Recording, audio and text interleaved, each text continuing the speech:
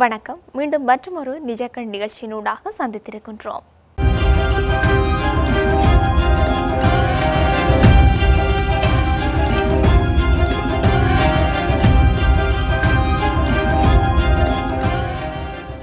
தற்போது நாட்டில் பலதரப்பட்ட விடயங்கள் அரங்கேறிக் கொண்டுதான் இருக்கின்றன. அந்த வரிசையில் இன்னுமே தற்போது பேசுபொருளாக இருக்கின்றது, எங்களுடைய நாட்டில் தற்போது பேசுபொருளாக இருக்கின்றது எல்லோருக்குமே தெரிந்திருக்கும் இந்த போதைப்பொருள் சார்ந்த விடயங்கள் தான், செய்திகள் தான். அந்த வரிசையில் ஐஸ் போதைப் பொருளை உடைமையில் வைத்திருந்தமை மற்றும் வியாபாரம் செய்தமை தொடர்பான வழக்கில் எதிரிக்கு ஆயுள் தண்டனை விதித்து மன்னார் மாகாண மேல் நீதிமன்றம் தீர்ப்பளித்திருக்கின்றது. இந்த குற்றம் கடந்த 2022ஆம் ஆண்டு டிசம்பர் மாதம் இடம்பெற்றதாக குற்றம் சாட்டப்பட்டும் இருந்தது. இது தொடர்பான வழக்கு மன்னார் மாகாண மேல் நீதிமன்ற நீதிபதி எம் மிகால் முன்னிலையில் விசாரணைக்கு எடுத்துக்கொள்ளப்பட்டது. இந்த வழக்கில் வழக்கு தொடுனர் தரப்பிற்காக அரசு சட்டவாதி ஆறுமுகம் தனுஷன் முன்னிலையாகி வழக்கினை நெறிப்படுத்தியும் இருந்தார். எதிர்த்தரப்பிற்காக ஜனாதிபதி சட்டத்தரணி URD சில்வா முன்னிலையாகி இருந்தார். வழக்கு விசாரணைகளின் முடிவில் வழக்கு தொடுனர் தரப்பினால் முன்வைக்கப்பட்ட சாட்சியங்களின் அடிப்படையில் எதிரி மீதான குற்றச்சாட்டு நியாயமான சந்தேகத்திற்கு அப்பால் நிரூபிக்கப்பட்டதாக மன்றம் ஏற்றுக்கொண்டது. இதனையடுத்து எதிரியை குற்றவாளியாக அறிவித்த நீதிபதி மிகால் எதிரிக்கு ஆயுள் தண்டனை விதித்து தீர்ப்பளித்தும் இருந்தார். சமீப காலமாக மன்னார் பிரதேசத்தில் இடம்பெறும் பாரிய போதைப்பொருள் குற்ற செயல்கள் தொடர்பில் குற்றவாளிகளுக்கு ஆயுள் தண்டனை மற்றும் நீண்டகால கடூழிய சிறை தண்டனைகளை நீதிமன்றங்களால் வழங்கப்பட்டும் விதிக்கப்பட்டு வருகின்றதும் இங்கு குறிப்பிடத்தக்க ஒரு விடயமாகவே இருக்கின்றது. இவை ஒருபுறம் இருக்க 2026ஆம் ஆண்டுக்கான வரவு செலவு திட்டம் தொடர்பில் நாடாளுமன்றத்தில் விவாதம் நடைபெற்று வருகின்ற நிலையில் பாதீடு தொடர்பான முதலாவது பல பரீட்சையை தேசிய மக்கள் சக்தி நாளைய தினம் எதிர்கொள்ள இருக்கின்றது. இரண்டாம் வாசிப்பு மீதான வாக்கெடுப்பு நாளைய தினம் மாலை இடம்பெற காத்திருக்கின்றது.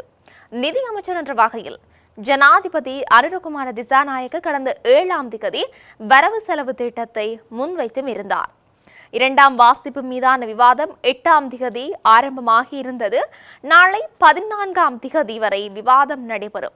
நாளை மாலை இரண்டாம் வாசிப்பு மீதான வாக்கெடுப்பு நடத்தப்படும். இதன்போது எவ்வாறு வாக்களிக்க வேண்டும் என்பது தொடர்பில் ஆராய்வதற்காக அரசியல் கட்சிகளின் கூட்டங்கள் இன்றைய தினம் நடைபெற இருக்கின்றன. பிரதான எதிர்க்கட்சியான ஐக்கிய மக்கள் சக்தி, ஸ்ரீலங்கா பொதுஜன பெரமுன என்பன பாதீட்டுக்கு எதிராக வாக்களிக்கும் என்று தெரிய வருகின்றது.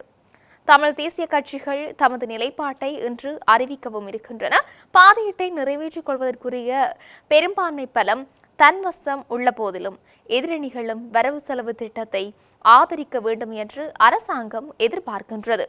அதேவேளை அமைச்சர்களுக்கான நிதி ஒதுக்கீடு தொடர்பான குழுநிலை விவாதம் நாளை மறுதினம், அதாவது 15ஆம் திகதி ஆரம்பமாகும். பாதீடு மீதான இறுதி வாக்கெடுப்பு எதிர்வரும் டிசம்பர் மாதம் 5ஆம் திகதி நடைபெறவும் இருக்கின்றது.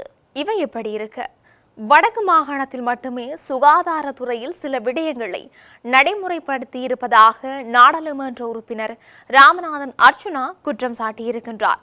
அத்துடன் வடக்கு மாகாணத்தின் தாதிய உத்தியோகத்தர்கள் முன்னெடுத்துள்ள அடையாள பணிப்புறக்கணிப்பினால் பொதுமக்கள் பாதிக்கப்படுவதாகவும் அவர் சுட்டிக்காட்டியிருக்கின்றார்.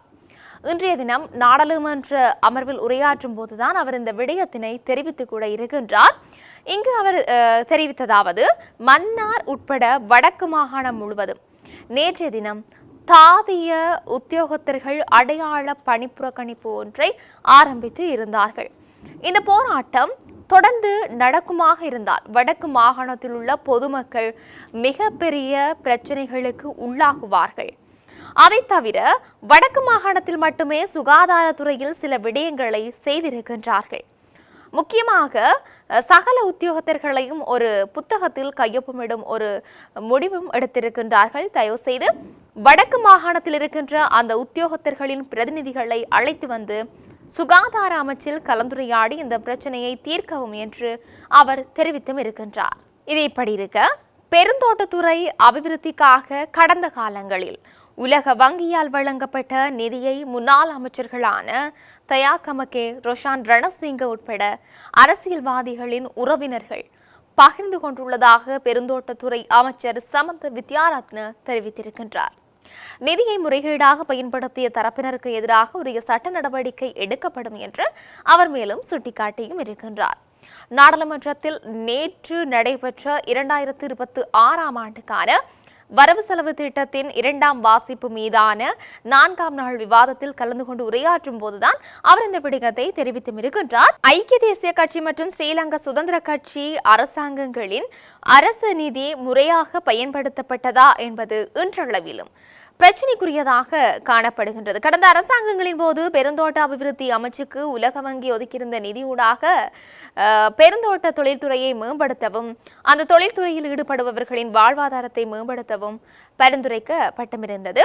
உலக வங்கியால் கிடைக்கப்பெற்ற நிதியில் 149.5 லட்சம் ரூபாய் முன்னாள் அமைச்சர் தயா கமகேவின் மனைவிக்கும், 180 லட்சம் ரூபாய் முன்னாள் அமைச்சர் ரொசான் ரணசிங்கவின் மனைவிக்கும், 85 லட்சம் ரூபாய் தயா கமகேவின் செயலாளருக்கும், 375 லட்சம் ரூபாய் முன்னாள் அமைச்சர் லக்ஷ்மண் செனவரத்னவுக்கும், அதாவது அவரின் மகன் செனவரத்னவின் மகனுக்கும், 481 லட்சம் ரூபாய் முன்னாள் அமைச்சர் மஹிந்தானந்த அலுத்கமகேவின் சகோதரருக்கு என்ற அடிப்படையில் நிதி வழங்கப்பட்டிருந்தது. ஆனால் குறித்த அபிவிருத்தி செயற்திட்டம் முழுமைப்படுத்தப்படவில்லை.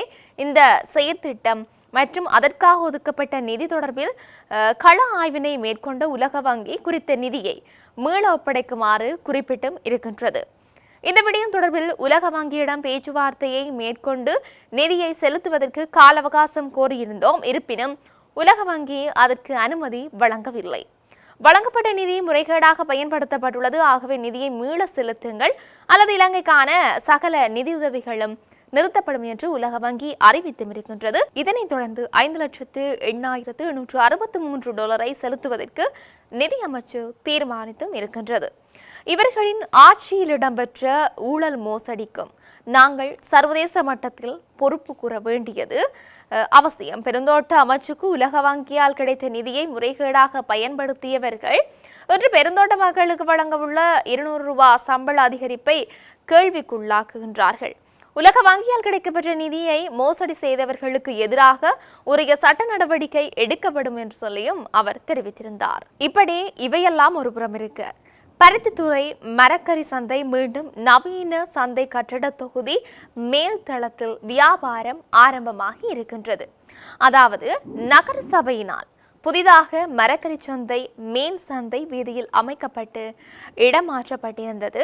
புதிய மரக்கறி சந்தை போதிய வசதிகளற்ற நிலையில அமையப்பெற்றுள்ளதோடு வியாபார நடவடிக்கைகள் போதாமையாக இருப்பதாக வியாபாரிகள் பலமுறை போராட்டத்தில் ஈடுபட்டும் இருந்தார்கள். இந்த நிலையில பெய்து வரும் மழை வெள்ளம் புதிய மரக்கறி சந்தை வளாகத்தில் நிரம்பி வழிந்து பவுசர் மூலமாக மழை வெள்ளம் வெளியேற்றப்பட்டது. இதனையடுத்து மரக்கறி வியாபாரிகள் மரக்கறி சந்தையை நவீன சந்தை பழைய கட்டடத்திற்கு தாமாகவே சென்று வியாபாரத்தை ஆரம்பித்தும் இருக்கின்றார்கள். இப்படி இருக்க நாட்டில் இன்னும் என்னெல்லாம் நடக்க போகின்றது, என்னெல்லாம் நடக்க காத்திருக்கின்றது என்று சொல்லி நாங்களும் பொறுத்திருந்து பார்க்க வேண்டிய ஒரு தேவை இருக்கின்றது.